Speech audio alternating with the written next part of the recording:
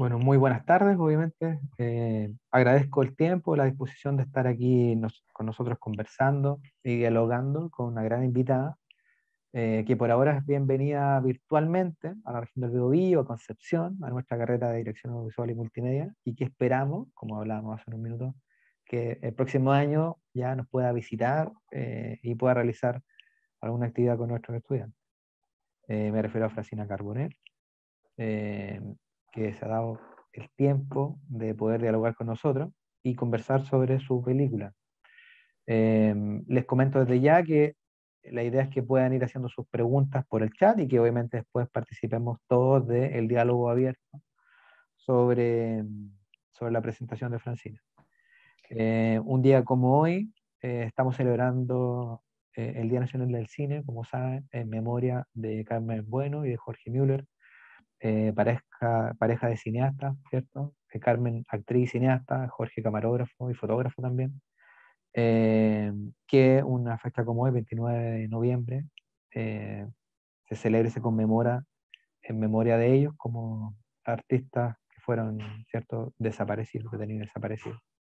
Y hay una serie de actividades a lo largo del país, en distintas unidades culturales, artísticas y académicas, en conmemoración de ellos, ¿ya?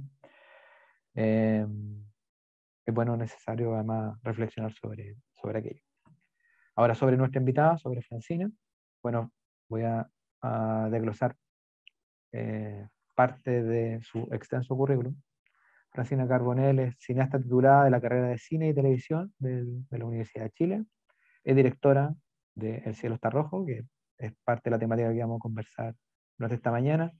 Y es un documental sobre el incendio ocurrido, ¿cierto?, en la cárcel de San Miguel.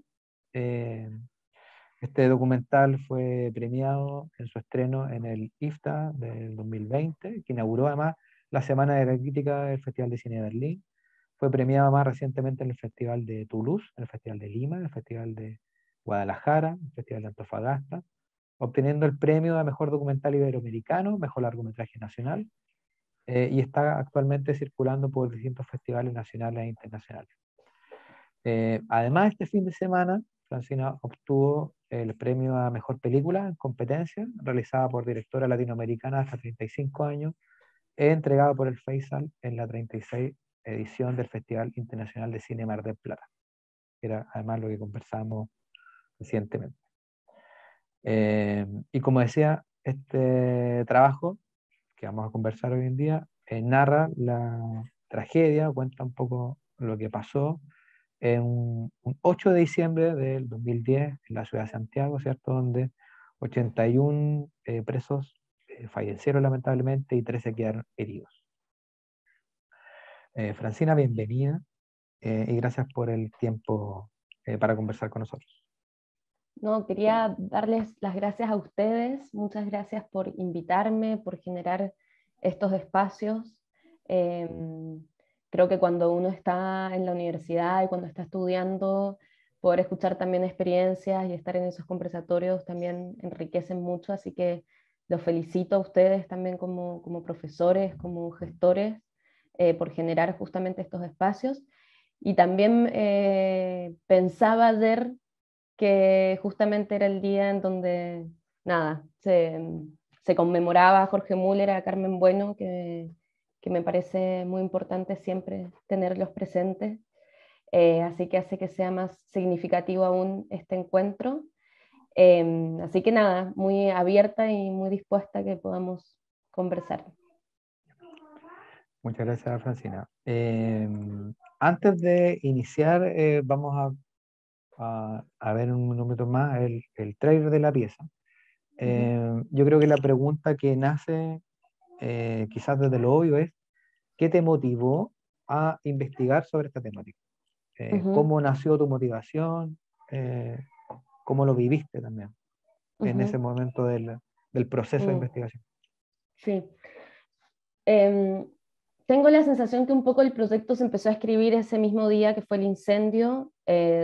Yo tenía 16 años, estaba en el colegio y me acuerdo que estábamos en una actividad con un grupo de compañeros y había una tele y de repente empezaron a aparecer estas imágenes y nos quedamos todo el grupo muy congelado, como ante todo lo que estaba ocurriendo. Y tengo la sensación que en ese momento como que me atravesó particularmente lo que estaba sucediendo allí. Pero creo que no solo por el impacto visual, que es, digamos, un poco impactante esa escena, no por eso, sino más bien porque en ese momento ya entendía que era una tragedia que estaba ocurriendo a manos del Estado, ¿no? Y eso hacía que todo fuese aún más grave. Y después de eso me quedé dando vuelta con esas imágenes. Me acuerdo que esos primeros 4 días después del incendio hubo mucha mediatización en la televisión, eh, con imágenes que a mi parecer no como trascendían muchas fronteras éticas. Entonces fue muy tremendo verlas y a mí me costó también mucho verlas y enfrentarme a esas imágenes.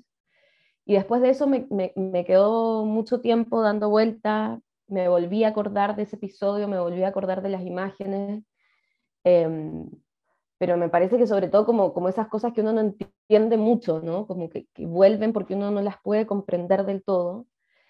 Y después, 4 años después, como muchos, digamos, me enteré del fallo final, que había sido la absolución de todos los imputados. Y fue un momento muy delicado porque también habían habido muchos casos de cuello y corbata, como se dice, en donde habían salido impunes. Entonces tengo la sensación que fue un momento un poco como álgido, en donde, nada, quedó muy en evidencia que hay un sistema judicial para unos y un sistema judicial para otros en este país. Y yo creo que eso también generó como mucha rabia y mucha impotencia. Y luego, estudiando en la Universidad de Chile en el último año, con un grupo de compañeros, les propuse ahondar en este tema.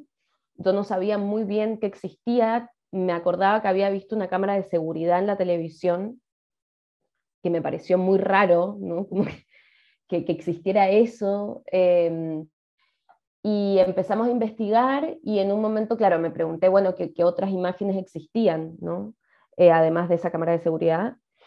Y en ese momento empezamos a trabajar con la agrupación de familiares de las víctimas, y ellos nos contaron que existía un archivo que era parte de la carpeta judicial y que ellos también estaban intentando obtenerla para reabrir una causa propia, digamos. Y estuvimos casi 2 años insistiendo para poder tener esa carpeta, pero sin saber que existía, ¿no? Como que no teníamos mucha idea de qué había ahí, y bueno, finalmente pudimos obtenerla y abrimos esa carpeta, que nosotras en realidad lo queríamos como parte de nuestra investigación, y bueno, la abrimos y fue como, ¿qué más vamos a ir a filmar, ¿no? Como, ¿qué más podríamos filmar si en realidad toda la potencia, todo el poder está en esas imágenes, y quizás lo que teníamos que ir a hacer nosotros era más bien ir a resignificarlas o ir a cuestionar eso que ya existía de alguna manera. Tremendo lo que señalas. ¿Les parece si vamos a ver el tráiler y de ahí seguimos conversando un poco más? Porque además cuenta muy bien lo que tú hablas sobre las cámaras de seguridad y el uso del material de archivo. Vamos a ver el tráiler y de ahí seguimos con la conversación. Dale.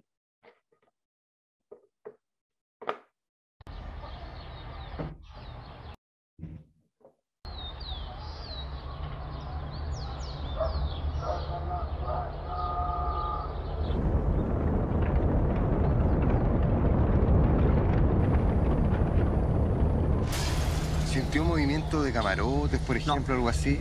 ¿No? ¿Ruido de toques, de fierro? No.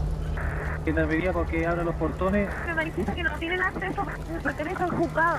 No les enseñaron tampoco a utilizar extintores. No. ¿Cuánto duró esa formación? No, eran unas par de horas. ¿Por qué usted luego hace estos acercamientos con las cámaras?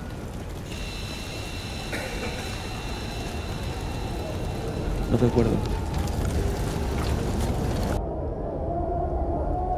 Yo siento que los gendarmes que estaban en ese momento ajusticiaron a nuestro hijo y los condenaron a muerte. muchas veces yo sueño lo que viví. Es difícil borrar las imágenes, ¿me entiendes?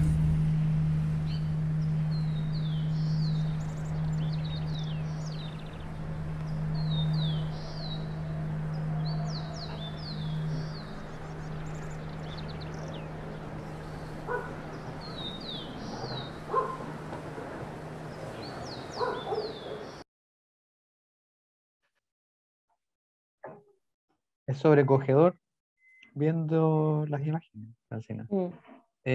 Sobre este trabajo en la recolección del material de archivo, digamos, y de esto casi de seguir una investigación paralela a lo que se estaba haciendo desde los medios del sistema judicial.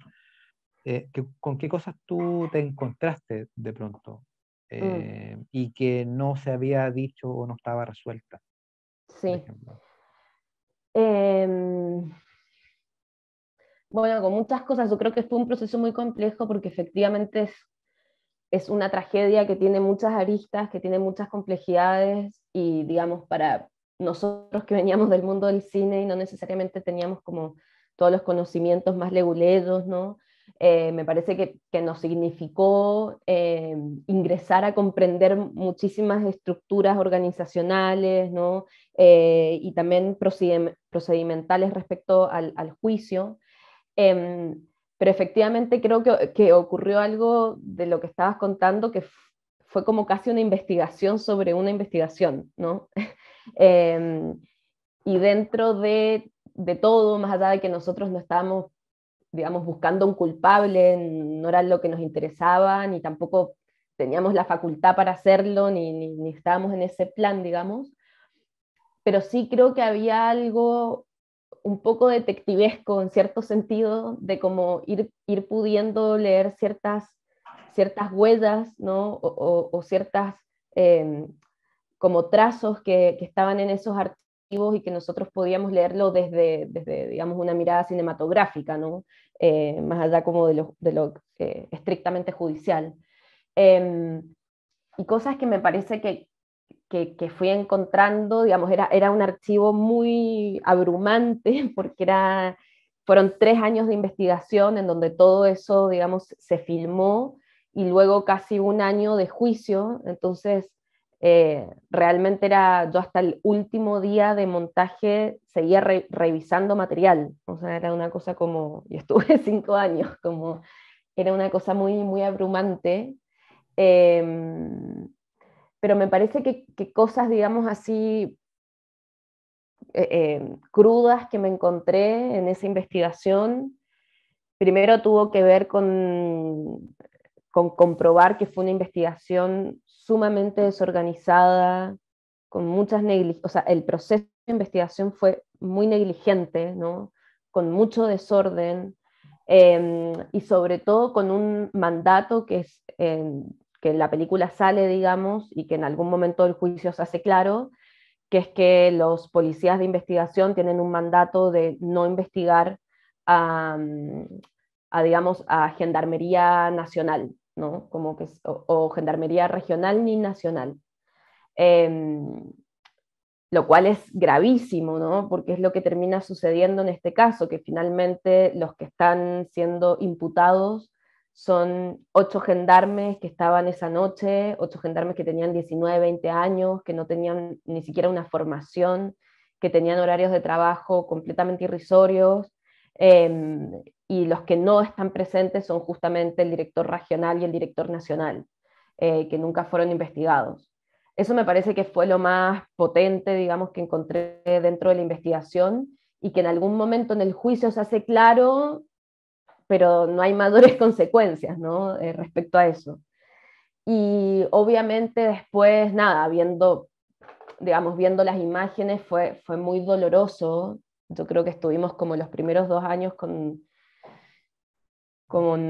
nada, atravesando también un universo muy oscuro, ¿no? Y de mucho dolor y mucha crudeza, porque se comprobaba, digamos, quedaba muy en evidencia el nivel de negligencia institucional que había existido, ¿no?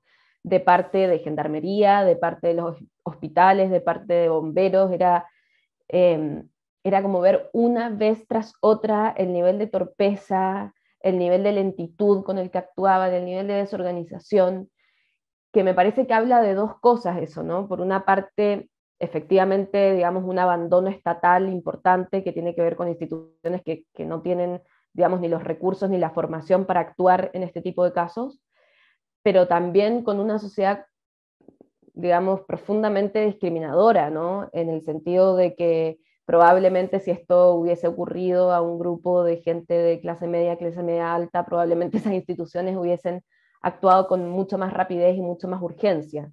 Eh, pero era como comprobar una vez tras otra que habían señales muy claras, ¿no? de discriminación, de que estaban ante un grupo humano que no solamente era pobre, sino que además eran privados de libertad, y por ende merecían de parte de ellos la nada.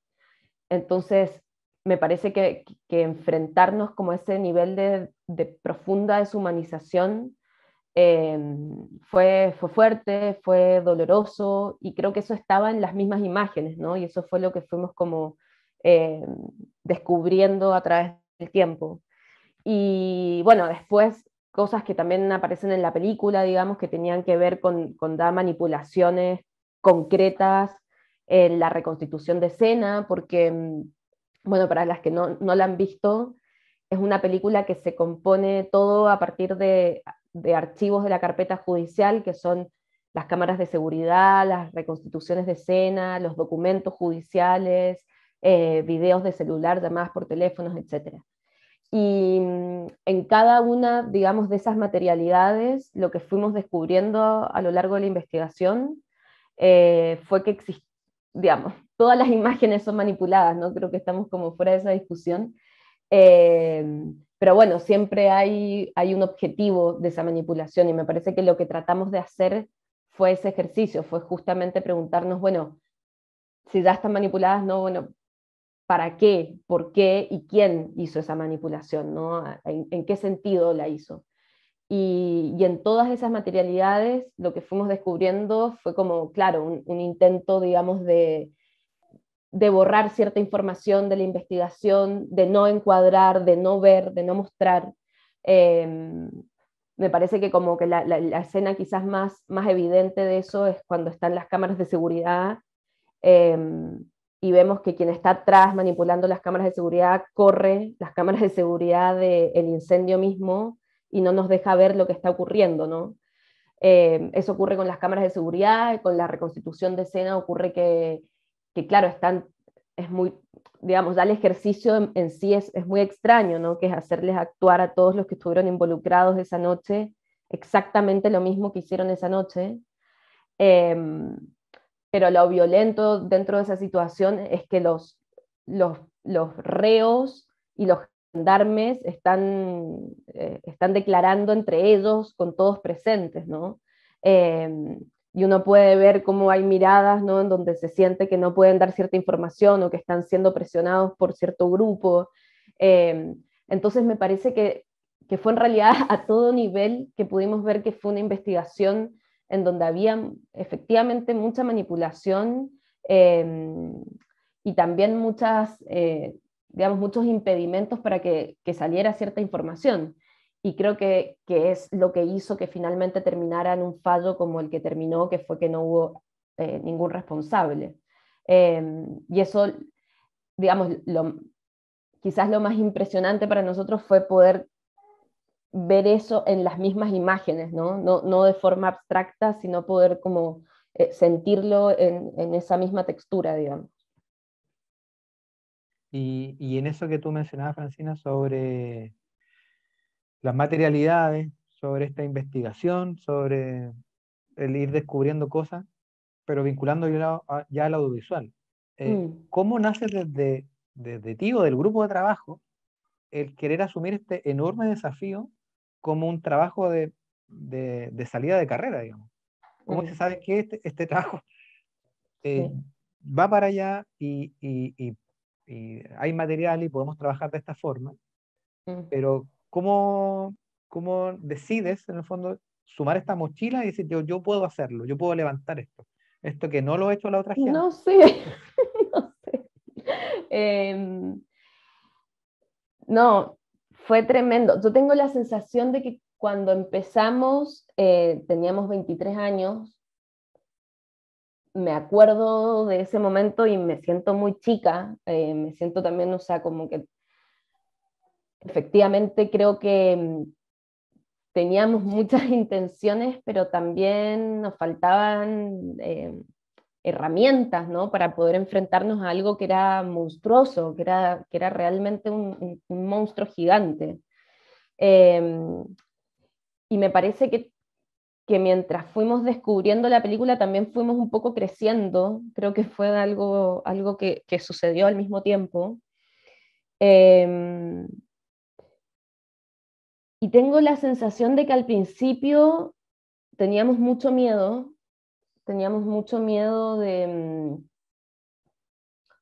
muchas cosas, teníamos miedo de tocar un dolor ajeno que no nos pertenecía, eso nos daba mucho temor, porque creo que uno siente que nunca va a estar a la altura, que no le va a hacer justicia, que no tiene derecho tampoco a tocar algo que no le pertenece. Teníamos mucho miedo de caer en algo sensacionalista o algo morboso, o volver a revictimizar a esas personas que ya habían pasado por ese proceso. Y me parece que esos miedos los habitamos, digamos, o sea, como que habitamos ese problema, no le quisimos escapar a esa problemática y más bien hicimos una película desde esas preguntas, desde esa problemática misma, digamos. Y quizás algo que nos fue ocurriendo también como grupo, mirando hacia atrás, digamos, fue que creo que al principio teníamos como muy una sensación de que como era una realidad que no nos pertenecía, digamos, lo único que podíamos hacer desde unos chicos de la Universidad de Chile de Cine era más bien, podíamos aportar como mostrando las fisuras del proceso judicial, mostrando las trampas, mostrando como las negligencias de esas investigaciones, etc. Pero creo que nos fue pasando algo a través de los años que tuvo que ver también con la relación que fuimos formando con las familias y con la organización 81 Razones, que también yo valoro todos esos años, ¿no? Que de repente uno dice, ay, son procesos muy lentos, pero me parece que efectivamente son procesos que también involucran relaciones humanas, ¿no? Y las relaciones humanas llevan mucho tiempo para construirse. Y me parece que en ese conocerlos, también ellos nos enseñaron algo y tuvimos un aprendizaje en ese sentido que tuvo que ver con tener un valor a superar un dolor de forma colectiva, ¿no?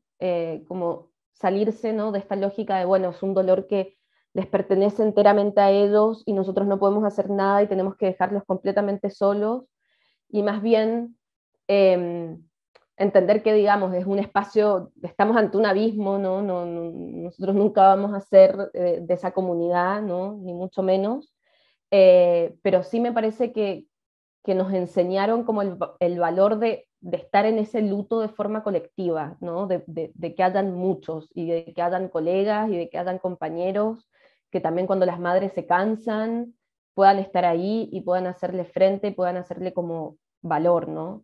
Y en ese sentido siento que eso también nos permitió a nosotros de alguna manera no solamente estar pendiente como del causa-efecto de esta situación o de las materialidades, ¿no?, desde una como cosa un poco más formal, sino también intentar recoger algo de todos esos afectos que habían circulado. Como tener el valor también de poder cruzar y poder hacerse responsable de toda esa emocionalidad, que fue justamente lo que la televisión no mostró también, ¿no? De mostrar la desesperación de quienes estaban adentro, la impotencia de las familias, la deshumanización de los gendarmes, como que de alguna manera me parece que también la película como logró recoger todos esos afectos y toda esa emocionalidad y poder hacerse responsable. Y me parece que eso fue gracias a, digamos, a años de relación, ¿no? Sin eso creo que nos hubiese sido imposible haberlo siquiera tocado, ¿no? Y, y en ese sentido me parece que fue como que nos pudimos ir haciendo responsables de todo ese dolor, de toda esa tragedia que nos sobrepasaba, digamos, porque también lo fuimos conociendo, ¿no? Y sentíamos que está como que me parece que pudimos hacer una película que en un principio estaba como con freno de mano, ¿no? Y un poco como, y finalmente pudimos hacer una película que se cuenta desde, digamos, de estar al lado, ¿no? De hacer como un cambio de posición que tiene que ver con poder estar al lado de alguien e intentar sentir su calor, ¿no? Aunque siempre sea imposible, aunque nunca uno dé nunca dé cuenta de una realidad, ¿no? Me parece que hay que, más allá de esa imposibilidad, me parece que ya el gesto de intentar estar cerca, creo que también hace de una película algo un poco más honesto, ¿no?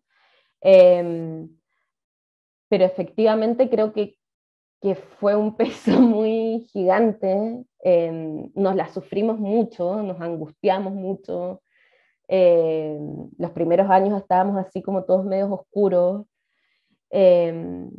pero al mismo tiempo siento que no podría haber sido de otra manera, ¿no? Creo que es de por sí un hecho tan doloroso, tan horrible, con tanto horror, ¿no? Que también nos exigió a nosotros posicionarnos frente a eso, y esa posición cuesta, ¿no? Como que cuesta tiempo, cuesta trabajo. Entonces sí, creo que entramos sin saber mucho en lo que nos estábamos metiendo y bueno, lentamente pudimos ir como intentando como soportar eso, también un poco entre todos. Yo creo que haber tenido un grupo como fuerte en ese sentido eh, fue muy importante para no sentir que estaba uno solo contra el mundo, ¿no? Sino que había como un poco de respaldo en ese sentido. Para complementar lo que nos señalaba Francina, no sé si, bueno, nos tenía la sorpresa de poder visionar los primeros minutos, no sé si... Sí, ¿sabes qué? Te voy a tener es que le pregunté a la productora y me mandó a volar. Me dijo, no, no puedes. Bueno, no lo vemos, no importa. Perdón, pero Ya, no vayan a importa. verla, No, está vayan a bien, verla porque en las tienes que ir a verla, salas. porque tienes que ir a verla. Exacto. No, Quizás, yo que soy una desatinada lo hubiese mostrado, pero bueno, le voy a hacer caso a mi productora si no me va a matar. es que por eso te decía yo que si quedaba grabado había que verlo. Por eso, por eso. Sobre lo que tú señalabas, y también referí un poco al audiovisual, ¿cómo fue el proceso de montaje? Porque finalmente hay 5 años de trabajo acá. Y con todo lo que tú decías, con el tema del dolor, de esta investigación paralela. Sí. ¿Cómo es el minuto donde te pones a montar la película? Sí. Tuve muchas dificultades al principio para montar la película, porque, bueno, como les contaba, efectivamente era muchísimo material, muchísimo. Entonces, claro, como que entre que por una parte me costó mucho tiempo ver todo y por otra parte también eran materiales tan crudos que también llevaban un tiempo como procesarlos y entenderlos. Y para ser muy franca, estuve así mucho tiempo de mi vida como en el Premiere, pasando el cursor así sin mover un maldito plano, porque no, era un monstruo y uno no sabía por dónde empezar mucho. Y me acuerdo que estábamos muy obsesionados por encontrar la estructura. Entonces nos pasamos, no sé, cuánto tiempo de nuestra vida pensando en la estructura, en la estructura, en la estructura. Era como, ¿cómo vamos a contar? Esto va a ir al principio, vamos a seguir una cronología. No, no sigamos una cronología porque no tiene que ver con eso. También nosotros habíamos filmado adentro de la cárcel, que es algo que aparece también en la película, ciertos planos. Entonces era como va a ser algo trenzado entre los archivos y lo que nosotros filmamos. Bueno, nos pasamos mucho tiempo en discusiones sobre la estructura hasta que llegó un punto en donde ninguna estructura funcionaba y y empecé a montar súper desde lo chiquitito, así como desde el detalle mismo, sin saber para dónde estaba yendo, en una cosa media obsesiva, como que iba haciendo casi que el diseño sonoro al mismo tiempo que iba pegando un plano al lado del otro. Eh, fue un montaje muy artesanal en ese sentido, como que creo que para mí fue importante salir como de esa lógica de como voy a hacer una estructura y después desde esa estructura ir acomodando y después ir como afinando, ¿no? Que es un poco como el procedimiento más clásico. Pero a mí me pasaba que siempre ante ese método como que sentía que estaba forzando un poco los archivos a que cupieran un poco en esa estructura. Y me parece que cuando ya no pude más y hice este otro método me alivió muchísimo, primero porque sentía que más bien estaba trabajando como con la particularidad de cada uno de esos archivos y también que estaba trabajando en algo como mucho más desde el detalle, y creo que es una película muy del detalle, ¿no? De hecho, digamos, el relato, como el gran relato, es algo que sabemos desde el principio, no hay mucha como expectativa respecto a eso. Eh, y el relato es bastante simple, digamos, pero me parece que la gracia de la película tiene que ver justamente con eso mínimo, como entrar a ese mundo mínimo. Eh, entonces, fui generando la película como desde esta cosa más artesanal, sin tener muy claro hacia dónde iba. Eh, pero claro, me parece que lo pude hacer después de tener muy claro todo el material que existía, ¿no? Porque digamos, como uno trabaja en términos como más clásicos, tiene que ver con, bueno, ver todo el material, después seleccionar ese material, después hacer una estructura. Y claro, a mí me pasaba que yo no podía seleccionar el material como, porque no me interesaba así como, ay, ¿cuál es el material más espectacular y más increíble? No era mi preocupación, no me interesaba como mostrar lo más increíble del material, más bien me interesaba generar una lectura un poco más compleja de esos materiales. Entonces me parece que me tomó mucho tiempo entender todo lo que existía y después pude ir haciendo como este trabajo más minucioso y iba como agarrando muy de pinza lo que quería y lo que me interesaba. Y, y siento que sí, fue como un montaje bastante híbrido entre dos cosas, creo. Por una parte, en comprender lo que estaba en comprender el caso, digamos, en entender lo que estaba ocurriendo, y por otra parte, en cuestionar las mismas evidencias y las mismas imágenes que estábamos usando, ¿no? No sé, Farocki dice una frase que a mí me sirvió mucho para pensar la película, que dice como, bueno, no importa cuán terrible sea la violencia que instrumentalice una imagen, esa imagen no está completamente del lado del enemigo, como podemos ir y agarrar esas imágenes y apropiárnoslas, ¿no? Eh, Más allá de que quien la esté filmando esté, digamos, instrumentalizando esa imagen.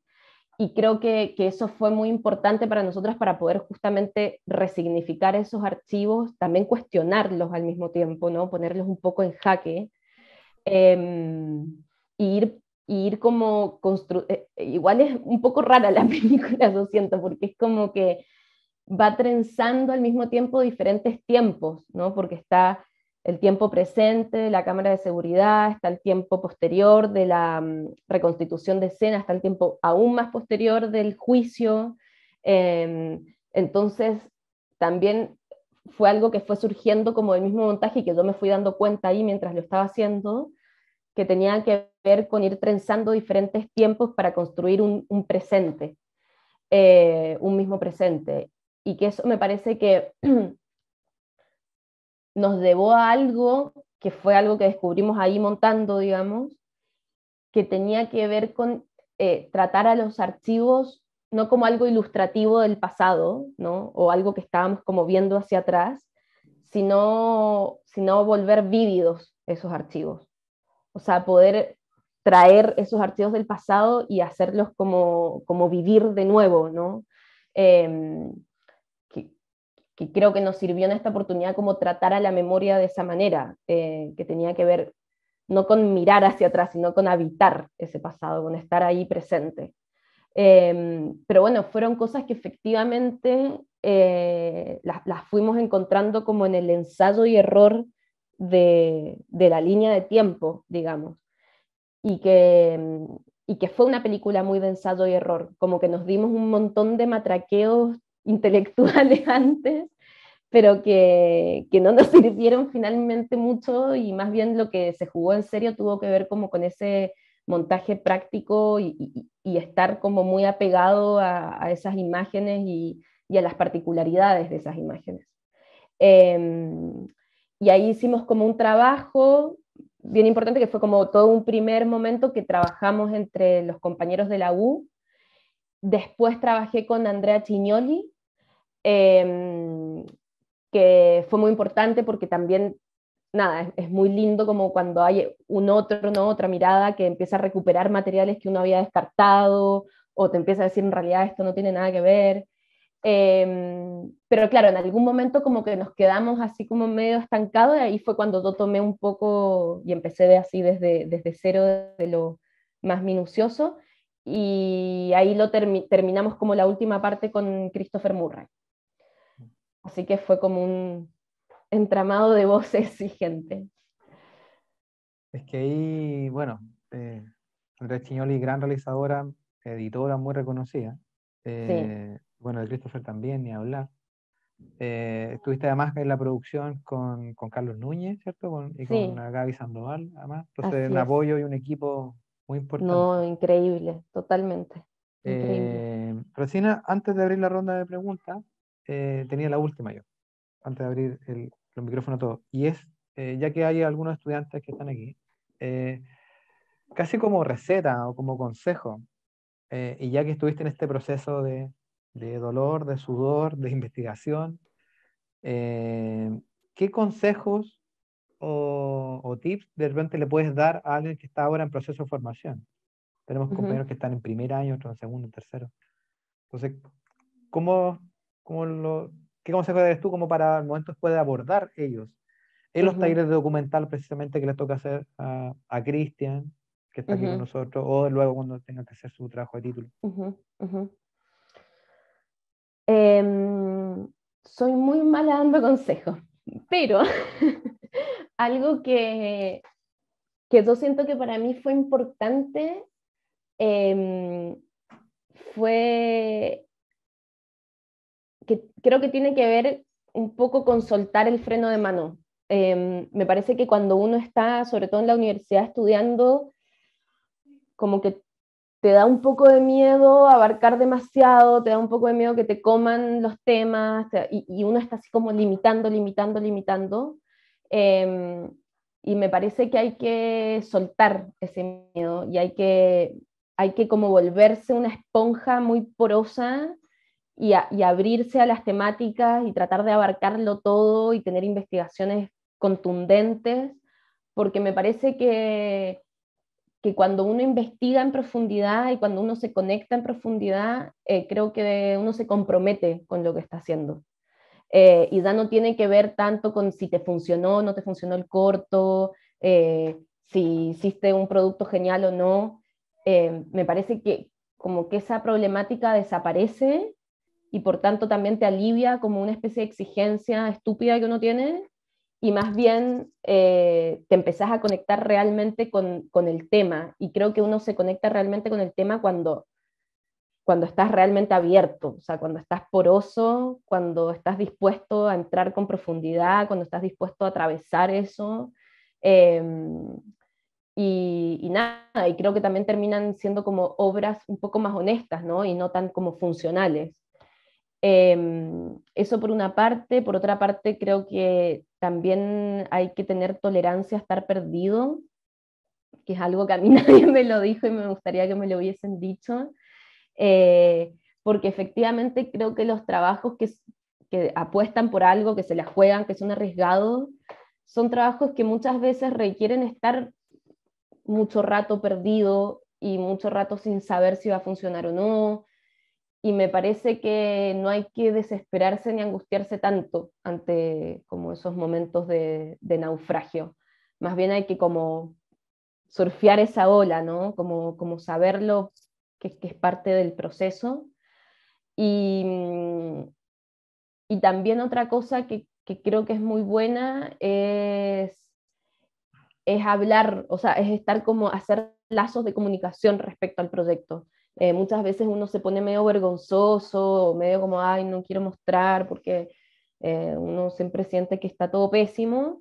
Pero a mí me pasa eso, que esta película no la podría haber hecho si no hubiese tirado así como salvavidas con la Tiziana Paniza, que fue profesora digamos, del trabajo, que para mí fue como una ayuda así fundamental, y era alguien con quien podía hablar y podía como también matraquear un poco, ¿no? Con mis compañeros, con la Gaby Sandoval, o sea, como que siento que está bueno también armarse como una red para no hundirse solo también, porque creo que efectivamente estos procesos son, muchas veces son muy angustiosos, uno está medio solo, ¿no? Entonces creo que tener así como una red que sostenga un poco eh, ayuda. Y, y ver muchas películas y leer mucho y todas esas cosas. Las cosas eso sí uno lo dice, el primer día de clase, uno empieza a decir, lean, vean, uno va Sí, tocando el ojo. porque cuando uno ve películas se te ocurren cosas, efectivamente. Si uno está solo pensando como en algo abstracto, una imagen, no pasa nada, pero ves cosas, empezás también a entender qué cosas te gustan y qué cosas no te gustan, y nada, se te empieza también como a armar un poco un criterio, que creo que si uno está como alejado de todo y no ves nada, no sucede. Perfecto, bueno, muchas gracias, Francina. Abramos los micrófonos, abramos la ronda de preguntas sobre lo que nuestra invitada ha mencionado. No sé si hay algunas consultas, observaciones.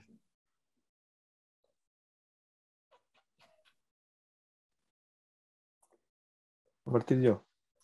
De- Bueno, primero felicitaciones por la película, por los premios, eh, y además agradecer por, digamos, todo lo que nos cuenta. Es que es muy interesante conocer el proceso también.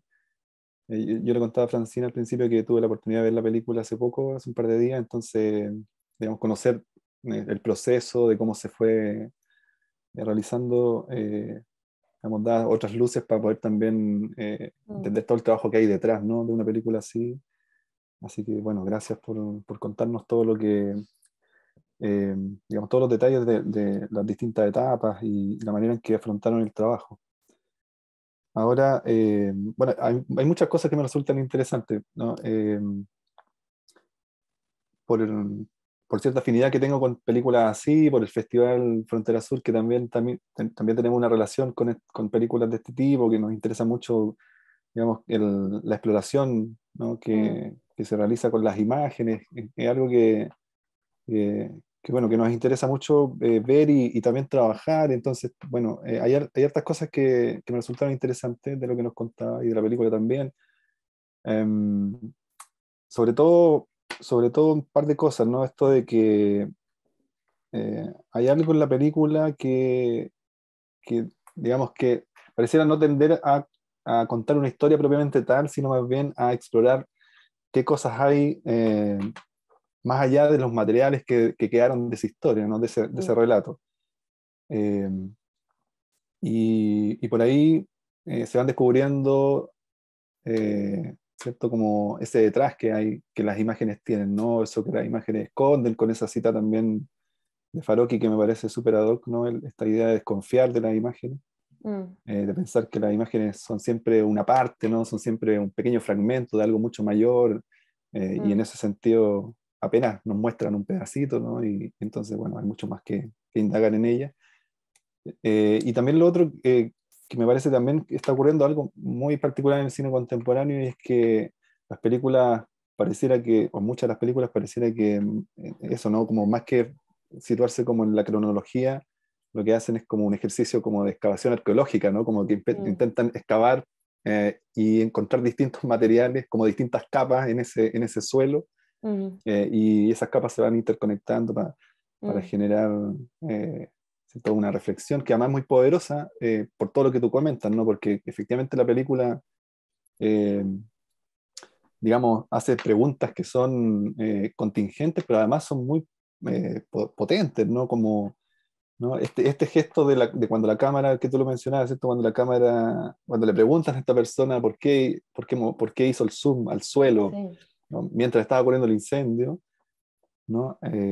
No sé si tú lo ves así también, pero me pasaba mucho, como que me hizo pensar mucho en esta idea de que hay algo en la sociedad chilena y también muy de la sociedad latinoamericana, ¿no? Como que pareciera que hay ciudadanos de primer orden y de segundo orden, ¿no? Y entonces hay ciudadanos pareciera que requieren ser mirados y otros que no, ¿no? Y es porque ese gesto de alguna forma lo que está haciendo es ocultar el incendio, es como taparse los ojos frente a lo que está ocurriendo, ¿no? Sí. Que además es brutal, porque es de una violencia, claro, es un gesto mínimo, y a mí me parece también interesante lo que tú decías en relación a eso, ¿no? Cómo los gestos mínimos revelan esas violencias que hay detrás, que son violencias como sistémicas, ¿no? Sí. Ahora, bueno, hay muchas cosas interesantes, pero me gustaría de pronto preguntarte o pedirte si pudieras como ahondar un poco en el trabajo con las imágenes, porque es de lo que más me interesa. Y pensando sobre todo también en algo bueno, es una discusión larga, pero es algo que Godard viene planteando hace mucho tiempo también, esta idea de que quizá más importante de lo que aparece en las imágenes es lo que está, ese pequeñito espacio que está entre las imágenes, ¿no? Sí, sí. Donde se producen las relaciones y donde entra el espectador también a co-construir la película, ¿no? ¿Cómo trabajaron esas relaciones, ¿no? Entre estos distintos materiales? ¿Cómo van apareciendo, ¿no? un tipo de material con otro que son muy, muy distintos entre sí, pero que se atraen de alguna forma, ¿no? Y que generan conexiones. ¿Cómo trabajaron eso? ¿Cómo fue ese proceso como de un trabajo muy minucioso, ¿no? Muy de detalle? Sí, bueno, nada, encuentro muy, muy interesante lo que estás planteando y creo que también fue como que justamente creo que fue un trabajo muy arqueológico en el sentido de ir efectivamente como desenterrando capas como de posibles aproximaciones a esa realidad, ¿no? Entonces es como que casi es como es una multirrealidad sobre un mismo suceso, ¿no? Y en ese sentido me parece que claro, no, yo siento como a la Tiziana Paniza la siento como una formadora, digamos, muy fundamental en el trabajo y en la vida, pero que me parece que me formó en cierto sentido en ponerse unos anteojos ante esos archivos, ¿no? Y que esos anteojos tenían que ver con, primero comprender, digamos, que todos esos archivos fueron evidencias, ¿no? Fueron imágenes que funcionaron como evidencias, y una evidencia tiene que ver con algo irrefutable de la realidad, ¿no? Y digamos, es un mundo igual loquísimo si uno se empieza a meter ahí, porque, por ejemplo, yo me metí a la policía de investigaciones y me metí a la malla de los policías de investigaciones audiovisuales. No, métanse porque es una cosa muy extraña. Tienen así como taller 1, cómo filmar objetivamente. Como taller 2, como cómo hacer un sonido objetivo. Pero que digamos, creo que es una reflexión súper potente desde el plano más judicial que tiene que ver con, digamos, nosotros que venimos desde el estudio de las imágenes nos parece más obvio, pero digo, en lo judicial, efectivamente las imágenes son tratadas como, ¿no? como una comprobación de eso real que está existiendo. Y no hay muchos análisis, digamos, en los procesos judiciales respecto a los encuadres, a los fueras de campo, a las texturas, a cuánto se puede ver y cuánto no se puede ver. Y en ese sentido me parece que nosotros, digamos, como trabajadores de la imagen, creo que efectivamente tenemos que tomarnos mucho más en serio las imágenes, ¿no? Mucho más en serio en el sentido de poder ahondar, ¿no?, en su complejidad. Y creo que lo que empezamos a trabajar un poco tenía que ver con justamente tratar de descontextualizar todos estos archivos de su calidad de evidencia, ¿no? Y empezar justamente a mirarlos con desconfianza, porque si uno los empieza a mirar no como una evidencia, sino como un archivo, empezás a notar un montón de agujeros y un montón de deficiencias que está mostrando esa misma imagen. Y me parece que justamente esos agujeros eran lo que más nos interesaba de la imagen, ¿no? Y por eso creo que en la película tampoco hay, por ejemplo, un trabajo tan plástico con las imágenes, como que a mí no me interesaba en ese sentido como estetizar esas imágenes o volverlas más legibles, más bien lo que me interesaba era como fijarme en justamente los agujeros negros, en los píxeles, ¿no?, en lo que estaba fallando, porque creo que esa falla nos estaba dando muchísima más información de lo que en realidad se mostraba, ¿no? Que es un poco lo que comentabas de, no sé, de este pequeño gesto, ¿no?, de mover la cámara o de tirar la cámara a un zoom en donde no vemos nada.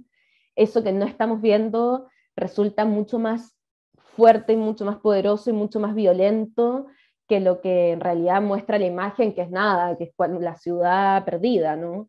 Entonces creo que también estuvimos muy atentos a justamente encontrar como esas señales que nos daban de que lo que estaba fuera de campo era probablemente mucho más violento que lo que estábamos mirando. Y creo que es algo que ocurre en la película también, que es como, no sé, nunca estamos adentro de la cárcel, por ejemplo, o sea, adentro del incendio, ni vemos a esa gente, más bien siempre estamos como rondeando esa situación con cierta torpeza. Y, y creo que efectivamente como bajo esa premisa, esa como arqueología de las imágenes, ¿no?, nos hizo una pregunta que tenía que ver justamente no tanto con lo que estaba mostrando la imagen, sino con lo que no estaba mostrando y sobre todo con quién la estaba filmando, atrás, ¿no? Porque me parece que ante estas imágenes que son tan gélidas también, porque son imágenes institucionales, también imágenes operacionales, ¿no? Son más parte de una operación que parte de una representación. Y claro, y uno ve una cámara de seguridad y dice como que es más objetivo que una cámara de seguridad, ¿no? Pero creo que fue interesante entender que, bueno, siempre atrás de toda máquina hay una mano humana que no está manejando esa máquina. Y preguntarse por qué intenciones y por qué tipo de manipulación está haciendo esa mano que está atrás, hace que la imagen también empiece a tomar como otros sentidos y otras significaciones, y que también uno pueda, y creo que ahí está un poco ese ánimo medio detectivesco, pero que uno pueda encontrar ciertas señales o ciertos trazos, ¿no?, o ciertas marcas que nos indican esa manipulación que viene desde atrás. Y en ese sentido sí siento que es claro, como un estudio atento a esa imagen, ¿no? Entonces sí, y me parece que, por otra parte, fue como, claro, la pregunta de cómo ir trenzando todas estas diferentes como materialidades, ¿no? Y yo me acuerdo que al comienzo a mí me abrumaba mucho porque decía como no, como que casi que quería decir así como no, basta, como saquemos todo esto y quedémonos con una, porque era mucho. Pero me parece que justamente cuando pudimos como ponernos esos anteojos, ¿no?, para ver toda la película desde allí, claro, como que toda lo barroco de los tipos de materialidades y texturas y quién los estaba filmando, finalmente me parece que nos ayudó también a ser como más precisos en esa lectura que estábamos intentando hacer. Y también a como una sensación de que eran como muchas entradas posibles de mirar una realidad que siempre fallaba, ¿no?, que nunca podíamos acceder, que no vemos del todo, que siempre hay una mano que está como ahí mostrando y sacando de campo. Y me parece que pudimos ir trenzando eso como con esa premisa inicial. y da como que la cantidad de texturas, la cantidad de material empezó a dar un poco lo mismo, más bien enriquecía esa misma lectura. Pero sí, creo que fue como, bueno, también, no sé, leímos mucho a Didi Huberman, que también es como un aliado medio faroquiano, pero que también nos dio así como varias luces de cómo seguir. Una de ellas tenía que ver con justamente, primero tomarse mucho más en serio la imagen, o sea, digo, salirse del discurso como, ay, bueno, toda imagen es una construcción, y decir como, dale, sí, es una construcción, pero hay un montón de complejidades en esa construcción, o sea, tomársela mucho más en serio de que lo que nos tomamos la imagen, y por otra parte, como también un arrojo, creo, a justamente como a que creo que cuando uno intenta desmantelar cierta violencia, hay que atreverse a mirarla y a describirla y a entrar y a ser como minucioso en esa descripción. Me parece que justamente cuando uno intenta no hablar de la violencia o silenciarla es cuando también más la enaltece, ¿no? Entonces atreverse a describir esa violencia para poder desarticularla, creo que también fue como un puntapié de trabajo, pero claro, creo que estábamos siempre entre lo que estábamos viendo y lo que no estábamos viendo, encontrar como una distancia justa, ¿no? Primero para permitirnos ver algo que es a primera vista terrible, ¿no? Y que a uno le gustaría como correr la mirada y no ver, porque es demasiado horroroso, ¿no? Entonces también hubo un trabajo de, bueno, cómo volver visible algo que tenderíamos a cerrar los ojos, y cómo al mismo tiempo describirla. Entonces creo que entre esas dos intenciones como que había una distancia que significó mucho trabajo, y que creo que esa distancia tiene justamente que ver con que lo que no se está viendo tome muchísimo más poder dentro de la película. No sé si varié mucho. No, es súper interesante. Muy Súper complejo. interesante. ¿Puedo mencionar un par de cosas que, Sí. bueno, todo muy interesante lo que me comentas y gracias por la respuesta. Pero de hecho, mientras te escuchaba me estaba acordando de Uberman, porque claro, con esta idea de, siento que la imagen muestra, pero al mismo tiempo oculta, que me parece que está ahí en toda la película como ese ejercicio de pensar qué es lo que oculta la imagen, ¿no? Y claro, Uberman hace la introducción del libro de Farocki, ¿cierto? Y como que zanja de alguna manera en el primer párrafo dice, bueno, todas las imágenes son manipulación, ¿no? O sea, salgamos de esa discusión, porque Claro. esto de que unas imágenes son más manipuladas que otras, o unas están más Sí. cerca de la verdad que otra, y claro, esa relación entre la imagen y la verdad es un problema del cine Problemazo. contemporáneo, ¿no? Un problema del mundo en realidad, ¿no? Porque las imágenes hoy día dominan el mundo y pareciera que sostienen cierta verdad. Bueno, hay mucho que discutir ahí. Pero solo quería señalar algo que también me acordé, porque en otra discusión de hace poco también, del propio Uberman, que me parece, bueno, él lo dice como una metáfora, ¿no? Que más me parece hermosa la metáfora que dice, pero que además se vincula mucho con el trabajo que tú hiciste. Dice que no se puede hablar del contacto entre la imagen y la realidad sin hablar de una especie de incendio, ¿no? Porque las imágenes son como cenizas, ¿no? Y entonces dice, bueno, hay que escarbar en el pasado, hay que escarbar en esas cenizas del pasado para encontrar algo, ¿no?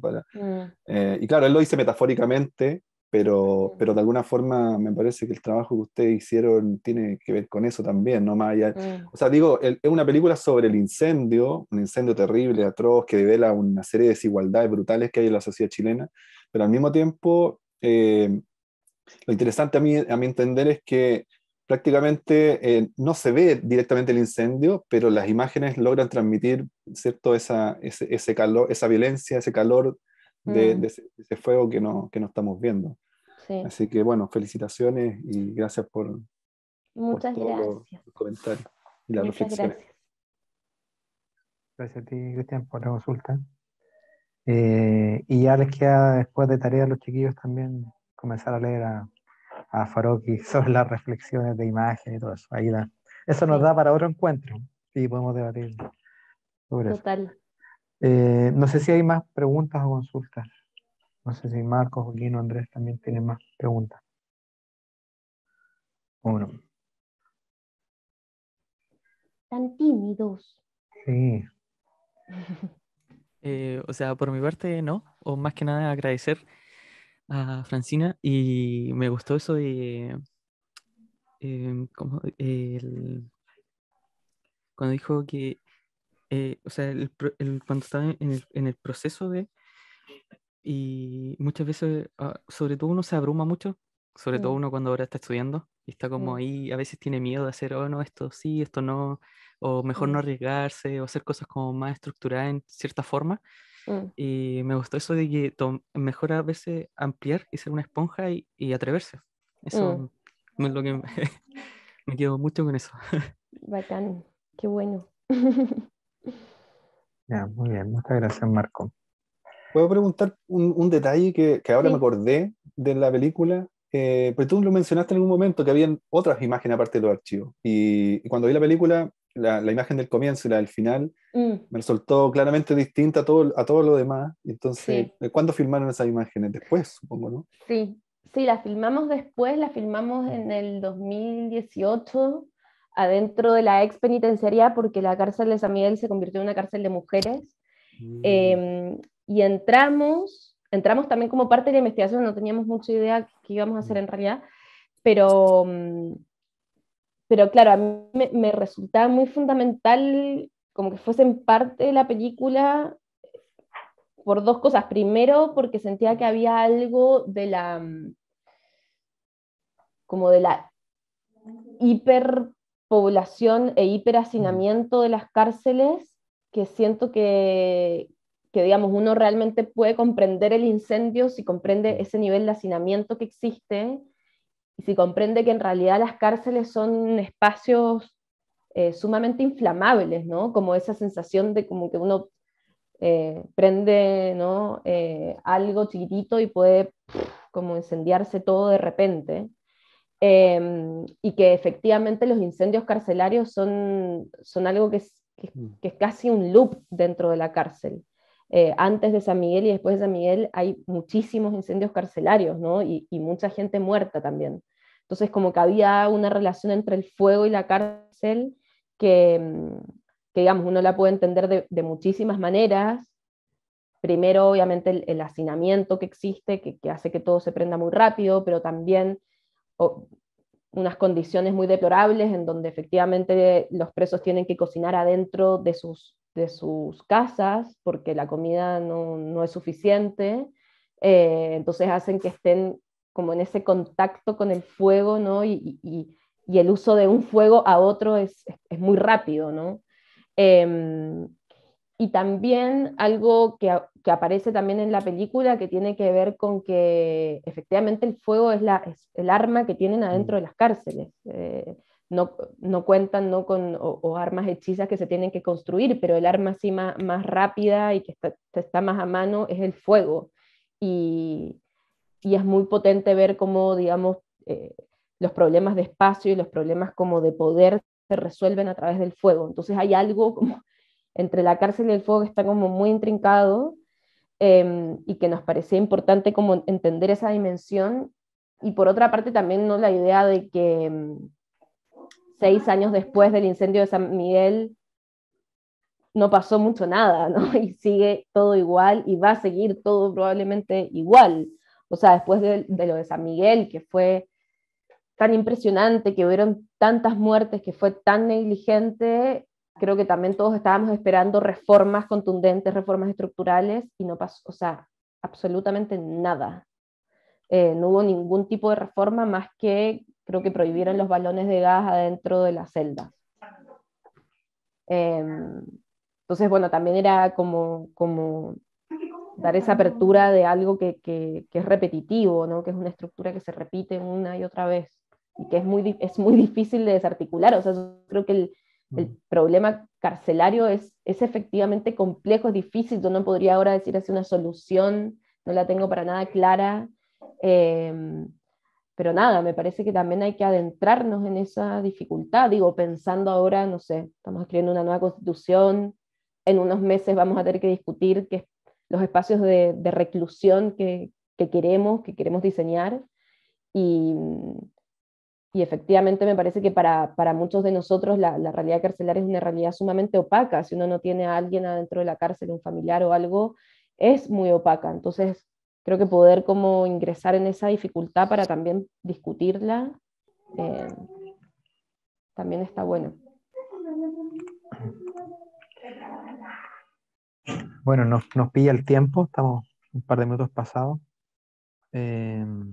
Yo creo que, digamos, la temática y lo que tú dices del contexto también social, lo que está pasando, nos va a permitir después sacar nuevas conclusiones, nos va a permitir incluso hacernos más preguntas, que es quizás lo más relevante. Francina, ¿dónde podemos ver la película en este momento? ¿Dónde está? ¿A dónde va? Voy a buscarlo porque no quiero dar una fake news. Así que voy a ser una persona responsable Muy y lo voy bien. a buscar. A ver, en Santiago se puede ver en Matucana 100 y en el Centro Arte Alameda. En Valparaíso, en el Teatro Insomnia. En Iquique, en Acana. En Puerto Montt, en el Teatro Diego Rivera. Y en Puerto Varas, en Menos Uno Cine. Y va a estar esta semana en Fidox. Sí, así es. Que entiendo, no estoy tan segura si va a ser, o sea, porque va a ser presencial, pero supongo que van a estar las pelis también habilitadas para verlas online. Entonces, esa también es una buena oportunidad. Sí, probablemente. Ahí nosotros nos van a hacer quizás llegar los enlaces o la inscripción, porque nosotros también tenemos un grupo de alumnos que está atrás, que está ¿En serio? sí, ¡Qué tanto de la bueno! escuela FIDOX como en competencia. Bacán. ¿Y en competencia de qué? ¿De corto? Sí, hay un chico que se llama, bueno, va a ver el video, se llama Ricardo Lara, él está con un trabajo que se llama Aquarium, que es un Ajá. corto, un tanto experimental, por así decirlo, que estuvo compitiendo, fue mostrado también en Frontera Sur y Bueno. ahora está en FIDOX. Y tenemos Ay, 5 la voy a ver. estudiantes que están en la escuela también, en Qué proceso de bacán. formación. Buenísimo. Súper Voy a bien, ir a ver esos cortos entonces. súper, súper. Genial.